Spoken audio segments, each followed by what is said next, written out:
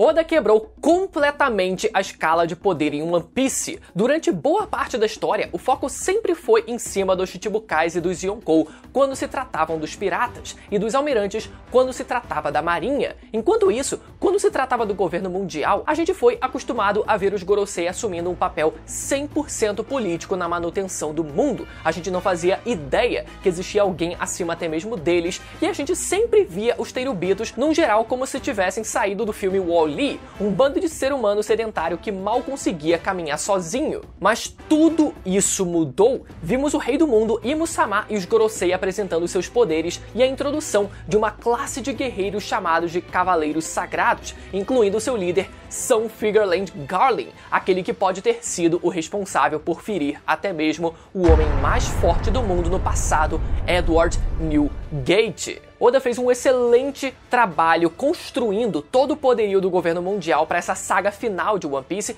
Mas espera, tá faltando alguém nessa história toda. Será que eu não tô esquecendo ninguém? Meu Deus, o Barba Negra acabou de derrotar o Trafalgar Law, como é que eu tinha esquecido disso? Não, mas agora eu acho que eu não esqueci mais ninguém, né? Não, Oda. Acho que agora eu lembrei de todo mundo. Então hoje vamos falar sobre o que a gente pode esperar do nível de poder desses personagens que compõem o governo mundial, a elite do governo mundial, e tudo o que sabemos sobre eles até então. Tem muito detalhe que talvez tenha passado despercebido nessa última semana que eu vou trazer aqui pra vocês nesse vídeo, então fica até o final pra não perder nenhum desses detalhes. E se você já for de casa, já pode chegar descendo like aí embaixo, e se você não for, você tá convidado a fazer parte dessa tripulação, se inscrevendo no canal e estourando o sino de Skype pra sempre saber quando tiver vídeo novo de One Piece, já for avisado e poder vir correndo assistir e poder ficar por dentro de tudo sobre esse universo. God Valley, o lugar onde tivemos a batalha contra os Piratas Rocks e que desapareceu completamente do mapa 38 anos atrás. Desde que vimos o reino Lelouch tendo sido completamente destruído também, a gente pensou que o mesmo teria acontecido com a ilha de God Valley, mas vimos no capítulo 1086 do mangá que a arma usada em Lelouch pareceu nunca ter sido utilizada antes na história. Imu diz nesse capítulo que Vegapunk criou algo chamado de chama materna e que gostaria de usar a tal arma, que talvez tivesse sido criada pelo Vegapunk ou que talvez fosse uma das armas ancestrais cogitada pelo exército revolucionário. Mas sabemos que, por mais que o Vegapunk tenha sido inspirado no Einstein e os seus estudos na vida real tenham sido usados para a criação de bombas atômicas, o Vegapunk ele se mostrou alguém totalmente contrário à criação de armas, como vimos na história de Kappa da Germa Double Six, onde o Vegapunk ele cria flores que florescem na pólvora das armas. O fato é que o Oda ele foi muito bom na forma como ele jogou as informações pra gente para que a gente ficasse confuso de propósito. A chama materna citada por Imu não seria a arma exatamente, mas sim o combustível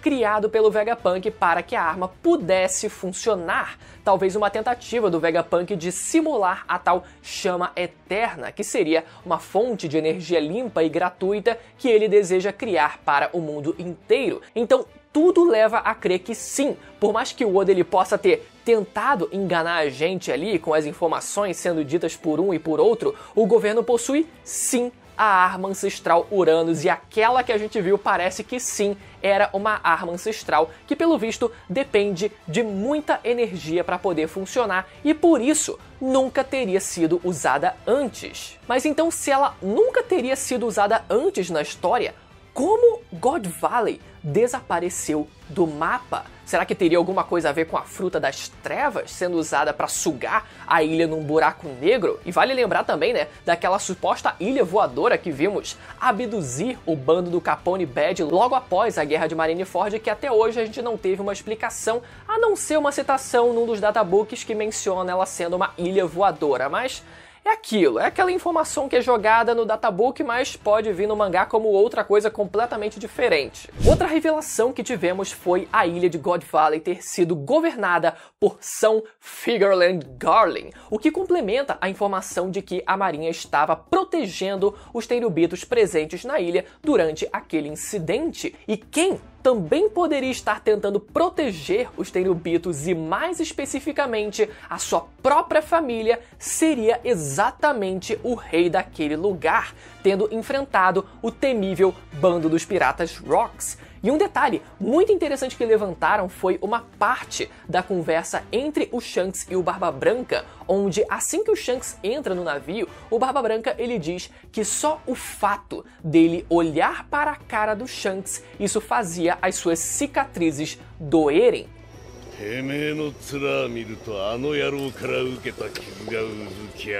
De primeira, a gente poderia pensar que essa fala faria referência ao Roger, já que o Shanks representa muito do que o Roger foi quando era vivo, seja em personalidade, seja em estilo de batalha e como ele, o personagem como um todo. Então faria sentido o Barba Branca ele fazer essa comparação, já que o Roger e o Barba Branca tiveram várias batalhas no passado. Inclusive, um dos databooks de One Piece menciona que aquela cicatriz bem no meio do peito do Barba Branca que vemos quando ele conversa com o Roger debaixo daquela cerejeira teria sido feita pelo próprio Roger. Olha aí, fica aí a curiosidade. Apesar de que essa é uma cicatriz que só aparece, na verdade, no anime. No mangá ela nem chega a aparecer porque o Barba Branca ele tá ali com o seu copo de saquê gigante bem na frente onde seria a cicatriz. Então talvez tenha sido só uma ideiazinha da Toei de colocar ali um complemento naquela cena. Já a segunda possibilidade seria o Barba Branca ele ter feito referência também ao Barba Negra, já que foi ele quem traiu o seu capitão e foi quem feriu o rosto do Shanks. E o fato do Barba Branca ver o rosto do Shanks teria feito ele se lembrar do Barba Negra que tinha acabado de trair o seu capitão, mas até aquele momento o Barba Branca não sabia quem tinha feito as cicatrizes no rosto do Shanks, então esse não poderia ser o caso. Pelo menos é isso que dá a entender, já que o Shanks ele fala que quem fez a sua cicatriz no rosto foi o próprio Barba Negra. Talvez ele tenha dito aquilo pela primeira vez, o Barba Branca ele tivesse tido conhecimento daquilo pela primeira vez, ou o Shanks ele só teria relembrado o Barba Branca dessa informação dele ter sido, do Barba Negra ter sido quem causou a cicatriz no rosto do Shanks, só para que o velho relembrasse do perigo que o Barba Negra representava. Mas fica aí, né, no ar aí, fica essa dúvida no ar pelo menos.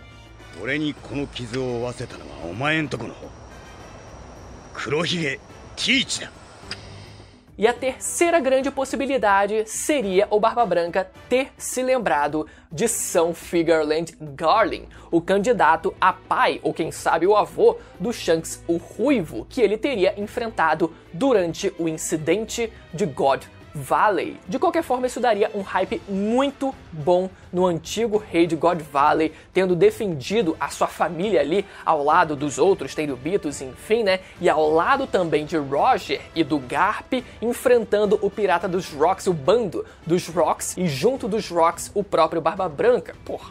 Então o cenário é bonito. Cara, eu tô muito doido pra ver isso. Óbvio, todo mundo espera ver esse momento.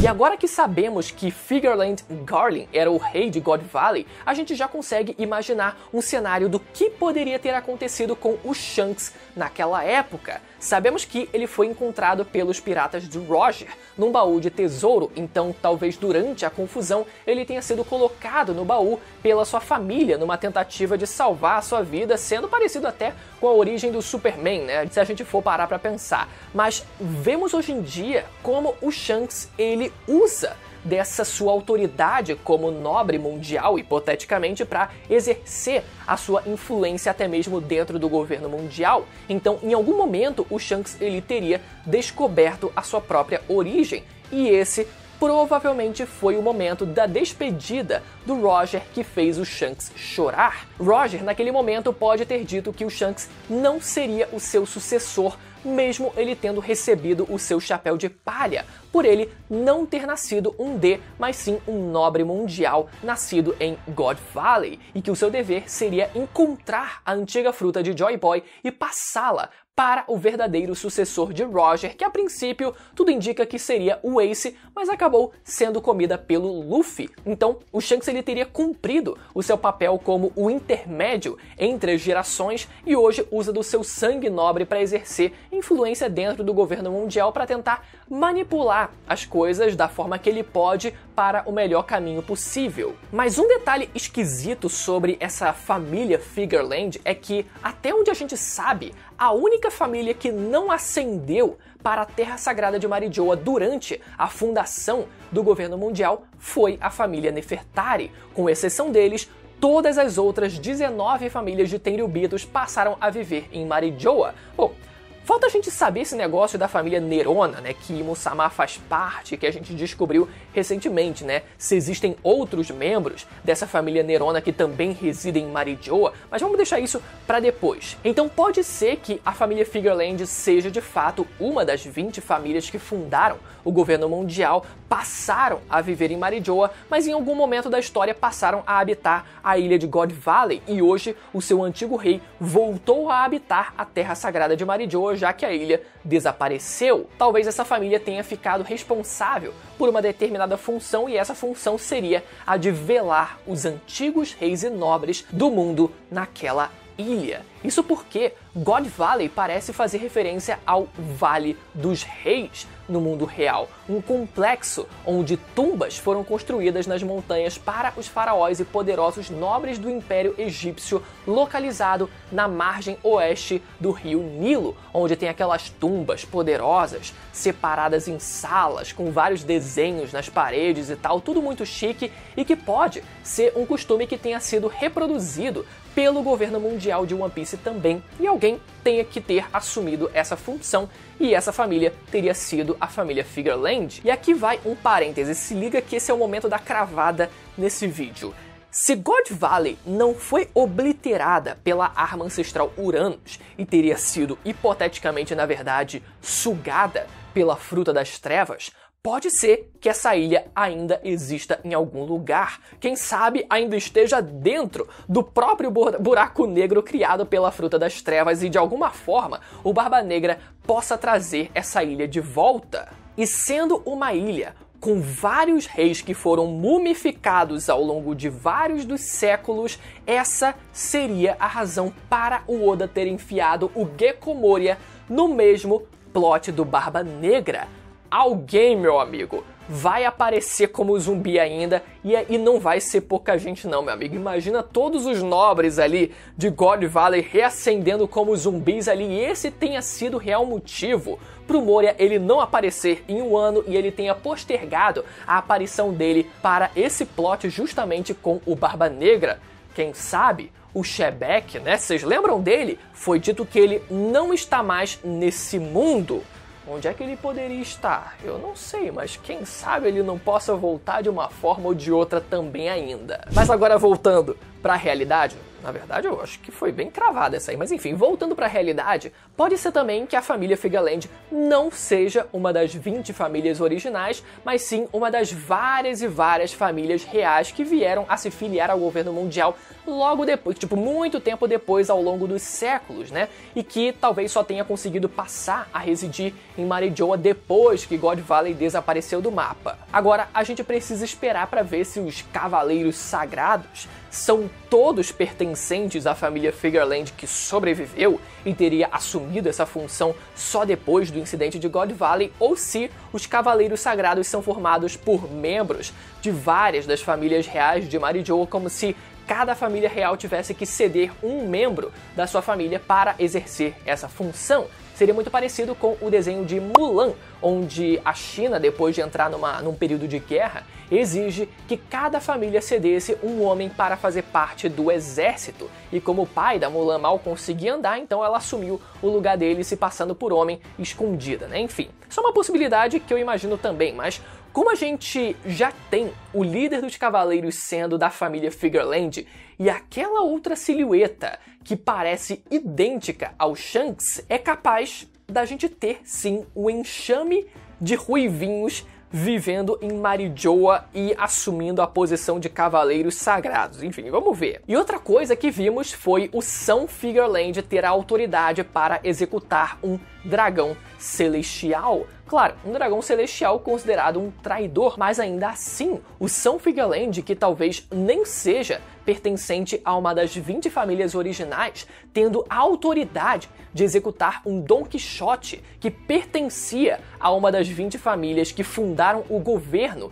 isso coloca esse cara num nível de autoridade muito próximo dos próprios Gorosei. Tipo, tanto os Gorosei quanto os Cavaleiros Sagrados, eles são Tenryubitos, né, de forma geral, mas na prática existem alguns que têm uma função que parece exercer uma autoridade maior que a dos outros, e esses seriam tanto os Gorosei, lidando com toda a parte política da administração do governo, enquanto a elite de guerreiros do governo mundial, né, dos nobres mundiais, seriam os tais Cavaleiros Sagrados, mas eles dois ali também estariam, digamos, né, numa posição de autoridade maior do que os Tenryubitos convencionais. Agora, quanto ao nível de poder tanto dos Gorosei quanto dos Cavaleiros Sagrados, primeiro sobre os Gorosei, cada um nível primeiro comandante de Yonkou, tranquilo. Eu não acho que eles vão ser acima disso porque já são 5 figurões, então eu não acho que teria necessidade, porra, imagina mais do que isso, eu acho que ia ser um pouco complicado demais, talvez, de se administrar, mas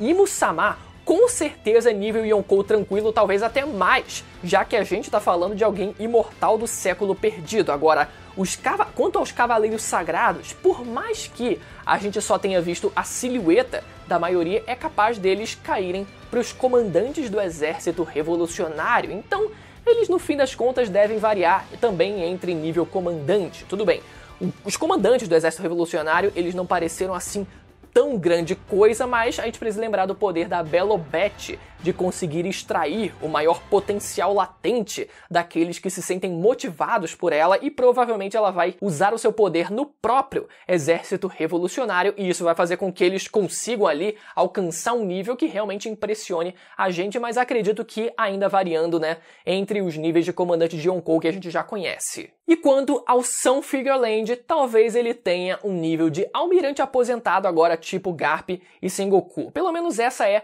a minha visão de como eu imagino o nível da elite do governo mundial até o momento. Eu quero saber a opinião de vocês, se vocês concordam ou discordam com isso. Deixa a opinião de vocês aí nos comentários, e se vocês quiserem ver mais teorias sobre One Piece aqui no canal, os vídeos vão aparecer na tela agora pra você poder ir lá assistir, galera. Porra, tô caprichando aqui, galera. Dá essa moral, confere os vídeos que vão aparecer na tela. Até a próxima, tchau!